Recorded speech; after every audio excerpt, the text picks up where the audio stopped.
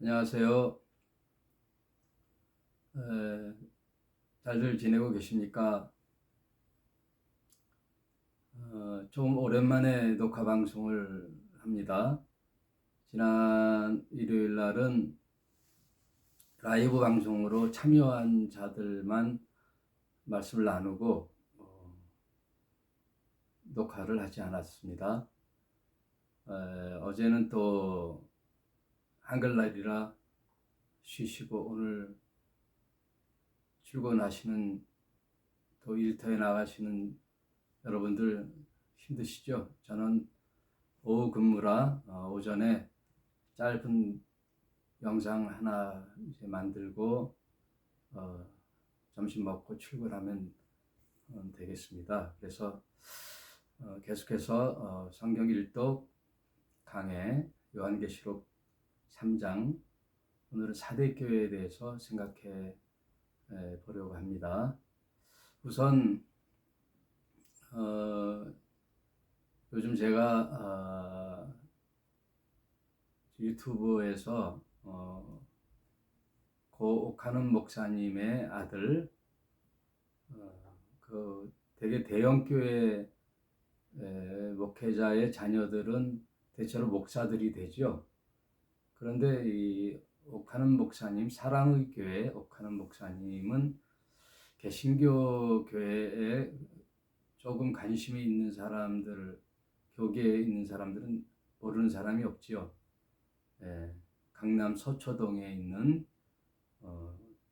대형 교회, 그 교회에 옥하는 목사님이라고 지금은 돌아가셨는데 그 분의 큰 자제, 큰 아들인 옥성호 님, 그분은 이제 집사인데 작가라 그러대요. 옥성호 작가의 유튜브를 좀 보고 있습니다. 그러면서 신앙에 관해서 여러 가지 이제 이런 점도 생각할 수 있구나 라는 면에서 조금 흥미롭게 보고 있어요.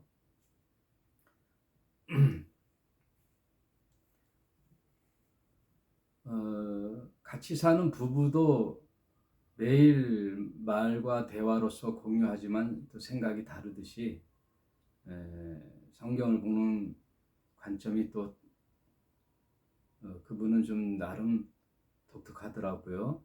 또 디테일하기도 하고 또 생각을 해볼 수 있는 논제를 던지기도 하고 그래서 좀 관심 있게 보고 있는데 그러면서 생각해 본 것은 저와 여러분이 믿는 그 신앙이라는 것은 그 근간이 성경 말씀이잖아요.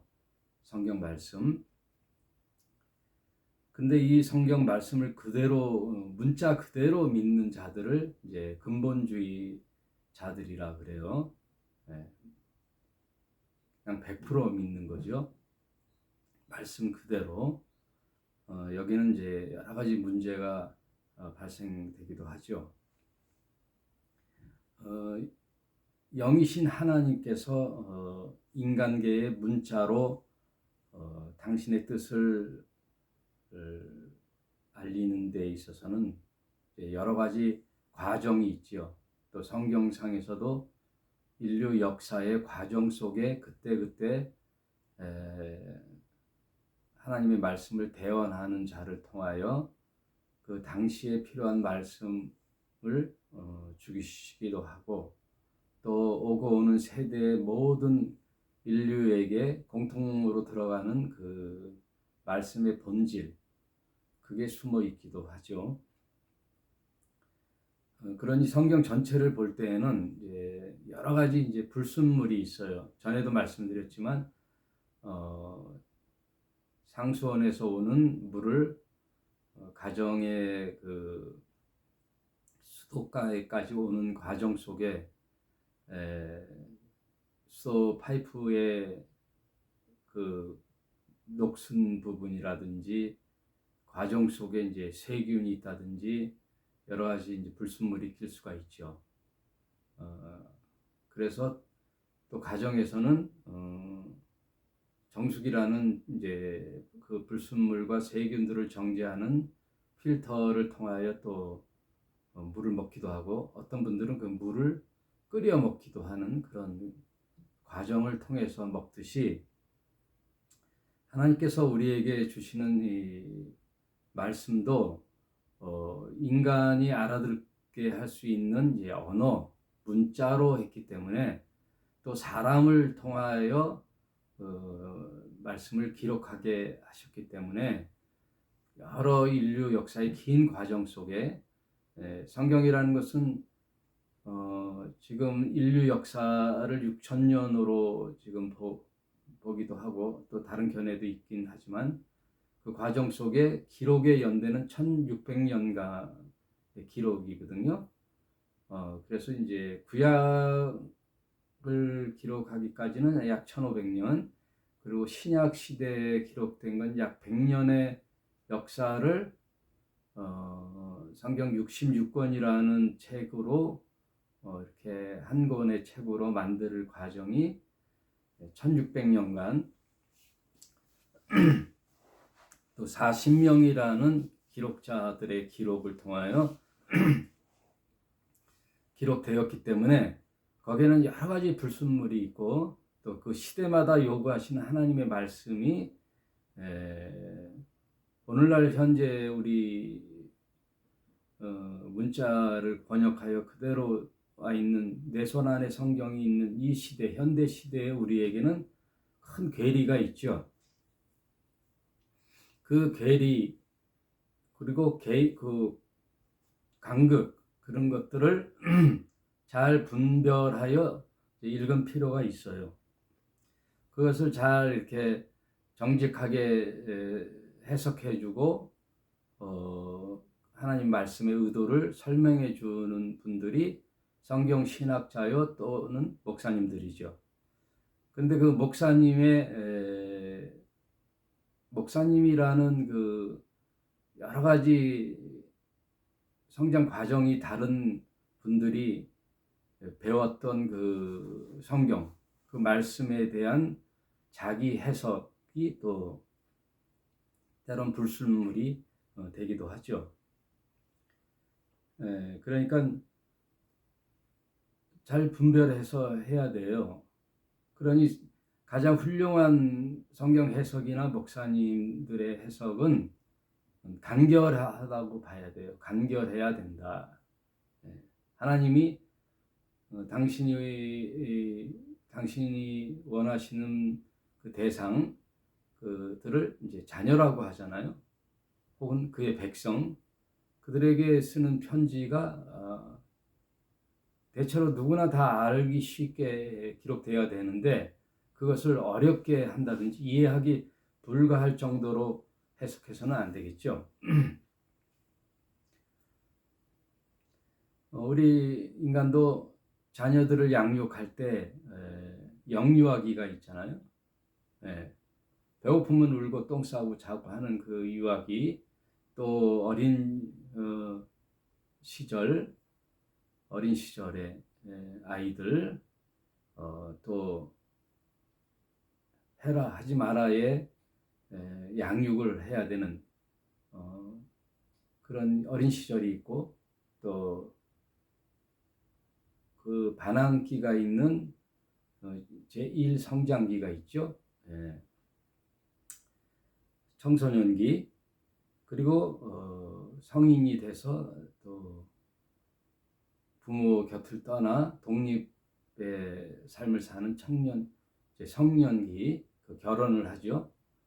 그리고 중년, 또 노년, 이를 인생의 여러 과정 속에 우리 부모님이 해야 할 역할이 다르죠. 또 하는 말씀이 다르고, 그 과정 속에 말씀하셨던 그 의도를 잘 파악해야 되듯이, 하나님께서도 장구한 인류 역사 속에 우리에게 주시는 말씀이 다 다르단 말이에요. 그것을 잘 분별하여 설명해 줘야 되겠죠. 그 다음 원래 신앙이란 말은 내가 믿어야지 하는데 자신의 의지의 그 신념이 아니고 그 상대를 의미하는 거죠. 상대, 그 믿음의 대상, 내가 앙망하고 바라보는 그 대상이 있는 거예요. 믿음이라는 것은 그래서 우리가 믿는 믿음의 대상은 예수 그리스도를 통한 하나님이시죠. 예. 그 하나님에 대해서 가장 잘 아신다고 하시는 그 아들 예수가 이 땅에 오셔서 그 하나님을 아버지라고 부르라 말씀하시면서, 그거는 고대 근동 지역의 엄청난 선언이에요. 하나님을 아버지라 부르라, 이 말은 엄청난 이슈죠. 그 하나님을 아버지라고 부르라고 하신 그 예수의 하나님에 대한 설명, 이것을 죄송합니다.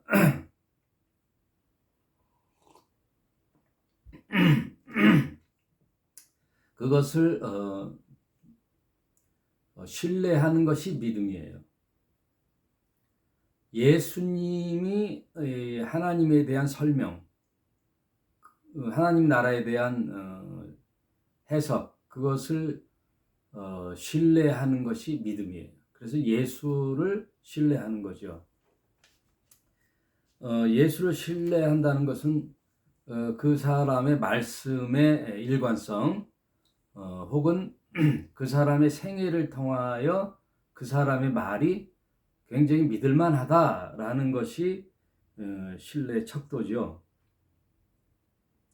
그러므로 우리가 믿음으로 산다는 그 이유는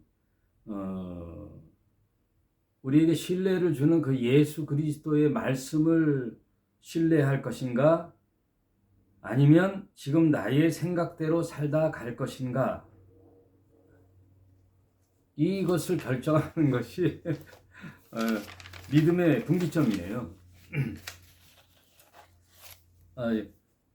요한계시록 하다가 무슨 또 그 얘기를 하시나요? 이게 굉장히 중요하기 때문에 성경 전체를 보는 그림하고 신이라고 하시는 야훼 하나님의 말씀, 그리고 그것을 친히 우리에게 그 아들이신 예수께서 오셔서 그분을 설명하고 하나님 나라를 설명하는 것에 대한 신뢰, 그 이야기가 믿음의 근간이기 때문에 요한계시록도 한 그 부분이죠. 왜냐하면 요즘 너무 많은 그 유튜브도 그렇고 교회도 그렇고 다 목사님들이 하신 말씀이 다 다르고, 또 비슷비슷하게 말을 해서 이단 사이비들이 성행하고, 그런 것들이 너무 많기 때문에 참 믿는 것도 쉽지 않다. 어디 뭐 백화점이나 시장에 가서 무슨 물건을 고르기도 쉽지 않다. 그런 것처럼 누구의 말씀이 참 진리의 말씀이고 신뢰할 만한가. 그래서 목사의 말을 대체로 믿지 말라 그랬죠. 일단은 의심해보고 누구의 말을 믿어야 될 것인가? 예수의 말을 믿되 한 걸음 더 나가서 성경 속에 있는 예수의 말씀도 잘 분별해 봐야 된다. 네? 말씀 그대로, 그냥 문자 그대로 읽을 것이 아니라 그 예수님의 말씀의 의도. 그래서 성경은 말이죠. 일부가 창세기부터 시작되었잖아요. 그러니까 오래전 이야기란 말이에요. 그 창세기 인류 역사의 시작부터 그 다음 족장시대가 나오죠. 그럼 족장시대라는 것은 굉장히 문자도 없었고 또 미개한 문명시대였고 또 남성 우월 시대였잖아요. 일부 닫혀지면서 생존이 중요했던 그 시절의 족장시대 때에 하나님께서 이스라엘이라는 나라를 택하여 하나님의 존재하심과 하나님의 백성들이 어떻게 살 것인가에 대한 계명 이런 것들을 주시는 과정. 그래서 그 어두운 그 시대를 지나 어떻게 하나님이 구속사적 섭리를 역사 속에 녹여내는가를 구약 시대에서 보면서 하나님께서 진정 인류를 사랑하셔서 아들 예수를 이 땅에 보내시는 그 과정 속에 그 준비, 그 구속사의 준비 단계가 구약 성경이란 말이에요. 그 구약 성경을 이해하려면 이런 배우가 있었다라는 것을 알아야 되는 거죠. 아, 이런 과정이구나 라는 전제를 알고 성경을 보면 이제 이해할 수가 있죠. 그 다음 2부가 신약 성경의 예수 시대란 말이에요. 예수 복음 시대. 정말 하늘의 복음의 실체이신, 진리의 실체이신 예수가 이 땅에 와서 하신 말씀, 그 말씀들을 잘 분별해야 돼요. 그 말씀의 의도가 뭔가, 그 맥락이 뭐고, 왜 이런 말씀을 그때 하셨는가를 한번 잘 살펴봐야 되겠죠. 왜냐하면 예수의 말이 참 인간의 삶의 모범이요 교훈이라는 것을 알고 거기서 우리가 어떻게 살아야 될 것인가를 찾아내야 되는 거죠. 여기서 이제 예수에 대한 견해가 다른 분들도 있을 수 있어요. 예수의 말을 이렇게 디테일하게 봤더니 이해가 안 된다. 이 말에다가 또 왜 저런 말을 할까라는 말에 여러 가지 해석이 있을 수 있으나 또 예수에 대한 또 선택을 달리 할 수도 있단 말이에요. 그것은 뭐 여지가 있는 거죠. 네. 그러면 이제 다른 대안을 찾아야 되는데 일단 적게 놓는 거죠. 예수의 말도 신뢰가 가지 않는다. 그 말은 성경 전체의 말이 신뢰가 가지 않는다. 성경이 참 이야기인가? 예수는 참 실존했던 인물인가? 2000년 전의 역사이기 때문에 그런 면에서의 접근을 한다면 이제 여러 가지 자기 생각이 성경과의 대치가 되는 거죠. 그다음 이제 성경의 3부는 예수 시대가 끝나고 교회 시대로 이어지는 거죠. 사도행전부터 바울의 교회 시대, 그게 3부고 4부가 요즘 저와 여러분이 공부하는 종말 시대, 마지막 때에 살고 있는 그 시대의 사람들에게 어떻게 성경은 말씀해 주고 있는가. 그것은 종말 시대에는 아직까지 지금 진행되고 있는 교회 시대와 앞으로 있을 교회 시대가 끝나면 이스라엘과 그 남은 이방인들의 회복 시대가 끝나고 이제 종말이 온다는 그런 요한계시록의 이야기들, 이런 것들을 통하여 우리가 선택하는 것이 믿음이에요. 누구의 말에 신뢰를 가지고 내가 선택할 것인가. 그래서 성경 전체도 이제 선택이라는 거예요. 그래서 하나님께서 인간에게 주신 가장 큰 선물이라고 할 수 있는 것은 자유예요. 자유 의지를 줬다는 거예요. 그것은 하나님의 어떻게 보면은 하나님의 시험이라 할까? 하나님의 모험이라 할까? 하나님의 계획대로, 하나님이 전능하시니까 하나님의 계획대로 할 수 있는 범위 안에서 천사와 인간에게 자유의지를 줬다는 것은 엄청난 테스트죠, 시험이죠. 그것은 뭐를 기대했냐면 자원하는 마음을 준 거예요. 종속적인 게 아니라 자유 속에 선택하는 자원하는 마음. 그건 자원하는 마음은 진실한 믿음과 사랑이지요. 그것을 하나님이 원하셨던 거죠. 그 선택을 주셔서 그 대신 자유의지를 줬다는 것은 그 결말은 자기 자신이 책임진다는 전제가 있는 거죠. 하나님께서 엄청난 우리에게 선물을 준 것이 자유라면은 그 선택의 결과는 그 자유를 소유한 자의 책임이죠. 그러니까 사탄과 인간 아담이 책임을 지는 거죠. 그 인간 아담의 후예로서 우리도 태어나면서 자유의지가 생겼잖아요. 선택하는 거예요. 성경을 통하여 예수를 믿을 것인가 안 믿을 것인가, 그것도 선택이죠. 에덴 동산에 선악과 열매와 생명나무 열매가 있는데 뭘 먹을 것인가를 선택하는 것처럼 모든 것이 선택이에요. 가인의 제사를 선택할 것인지 아벨의 제사를 선택할 것인지, 이 세상에 그 사탄이 지배하는 이 세상의 논리와 이 세상의 모든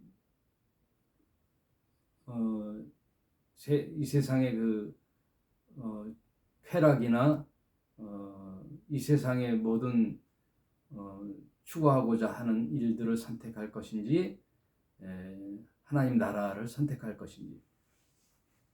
어떻게 신앙이라고 한다는 것은 선택이에요. 그래서 이제 쭉 선택의 과정 속에 아까도 말했지만 어린 시절이 있고 성년이 있듯이 선택이 이제 과정이 있잖아요. 그래서 믿음의 초기가 있고 그런 것처럼 성경에도 과정 속에 계시록은 굉장히 그래서 그 강도가 세요. 네. 복음서하고 또 계시록에서의 말씀은 굉장히 세잖아요. 사랑의 구원자보다도 예수님 보면은 불꽃 같은 눈으로 또 철장 권세를 가지고, 철장이라는 것은 쇠막대기죠. 이 철장 권세를 가지고 일곱 촛대와 또 빛난 주석과 같은 발을 갖고 눈은 불꽃 같은 눈을 가지신 분, 또 다윗의 열쇠, 열면 닫을 자 없고 닫으면 열 자가 없는, 또 인류 역사의 알파와 오메가이신 예수, 이런 심판자 예수를 그리시기 때문에 종말에는 굉장히 이게 세요. 강도가. 그 양자 선택에서 이제는 유아 시절을 끝나 거의 성년이 됐을 때의 선택을 바로 하라는 거예요. 그게 강해요. 계시록이. 그래서 세단 말이에요. 그래서 이기는 자가 나오는 거예요. 네. 이겨라. 속지 말고 이겨라. 유아 시절이나 청년기 때의 실패는 봐줄 수 있어요. 또 실패했다 일어나고 또 실패했다 일어나고 해서, 그것도 누가 그랬죠? 그 책 제목도 잊어버렸네. 아프니까 뭐죠? 그 책 있죠. 네. 나이가 들어가니까 기억력이 없어져. 아프니까 청춘이다. 그 얘기 있죠. 네. 그러나 이제 성년이 되고 다 바른 선택의 결과를 책임질 만한 나이가 됐다면 지는 자가 되지 말고 이기는 자가 되라는 거죠. 이기는 자가 되라. 이기는 자가 되라.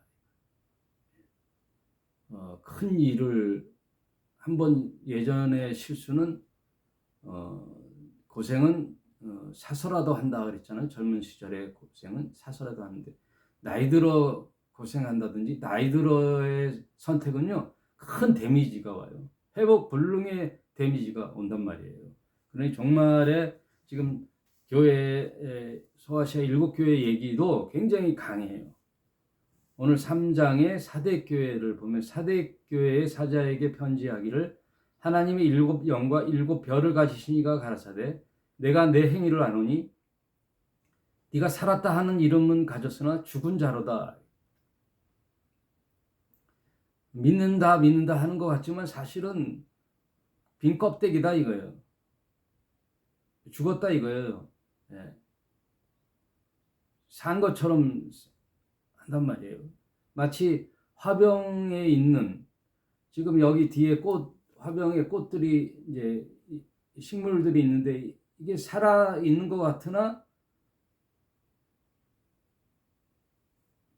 실상은 죽은 거죠.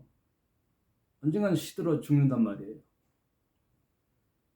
지금 그 땅에서 뽑힌 나무가 잠시는 살아 있는 것 같으나 이제 죽은 거죠. 내가 믿는다 하고 사는 것 같으나 하나님과 예수님과의 관계가 끊어진 상태는 언제든지 시들어 마를 수가 있다는 거예요. 살았다 하는 이름은 가졌으나 죽은 자로다. 교회는 다니고 하나님과 예수님을 매일 부르면서 믿습니다 하는 것 같아도 실상은 아무 관계가 없는 종교주의자들.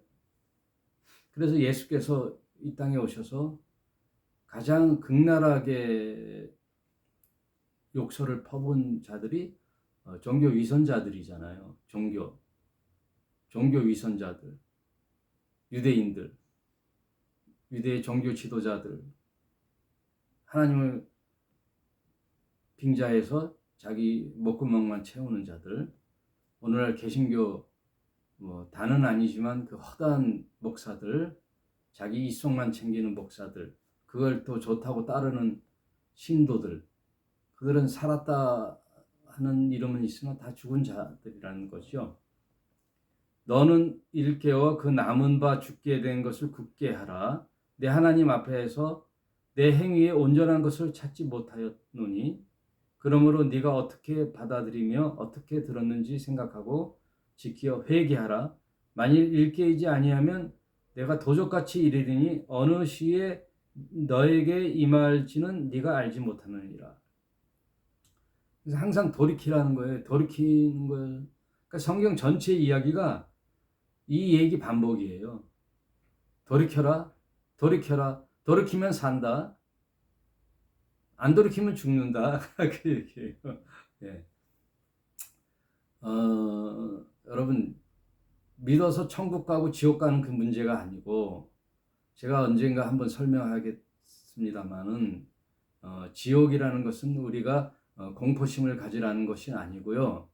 다른 의미가 있어요. 그러니 천국 가기 위해서 믿는다 그것도 아니에요. 이건 조건이 되면 안 되죠. 그리고 보상 심리로 믿어서는 안 되죠. 우리 가족이나 아버지와 부모님과 자녀 관계는 그 보상이 아니죠. 내가 너 이렇게 키웠으니까 너는 내 노년을 책임져라. 이런 보상 개념이 아니죠. 그 사랑 그 자체죠.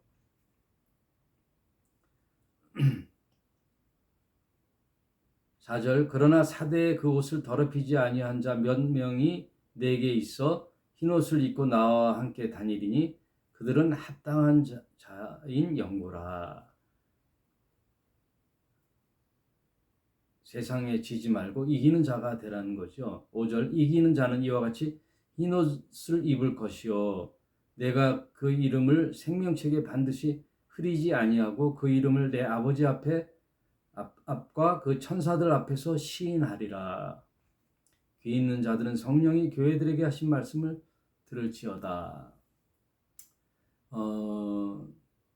무늬만 크리스찬 또 내가 평생 예수를 믿어서 또는 목사의 자녀이기 때문에 우리 아버지가 장로이기 때문에 우리 가족이 다 크리스찬 가족이기 때문에 그래서 믿는 것이 아니라 살았다는 이름은 있으나 실상 죽은 자인이 참된 믿음을 가지라는 것은 뭐냐 하면 내가 성령을 잃고 판단해서 바른 선택을 하라는 거죠. 진리를 선택해서 이 세상을 어떻게 참 아름다운 사람으로 살아갈 것인가, 종교에 발맞춰서 사는 것이 아니라 참 인간다운, 참 사람다운 삶, 남에게 유익을 끼치고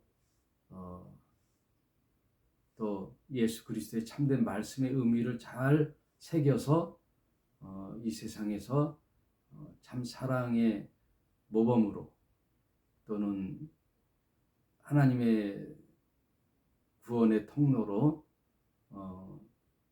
진리를 펼쳐나가는 그런 삶, 성경 말씀을 잘 이해하고 또 사유하여 어떻게 사는 것이 성경에서 말씀하신 하나님의 원하시는 삶인지 잘 이해하고 또 이것이 나에게 짐이 돼서는 안 되죠. 언제든지 하나님의 1차적인 목표는 나의 자유와 평안이에요. 안식이에요. 내가 무슨 강박을 가져서는 안 돼요. 내가 자유하며 진정으로 사랑하는 마음으로 하는 것이지 이게 강박이 돼서는 안 되고 조건이 돼서도 안 되죠. 그러므로 참된 믿음을 먼저 내가 소유하는 것이 가장 중요합니다. 여러분 그렇게 성경을 이해하시고 여러분 각자 참된 믿음을 소유하시길 바랍니다. 그리하여 참 자유와 평안을 누리시길 바랍니다. 오늘 여기까지 하겠습니다. 감사합니다.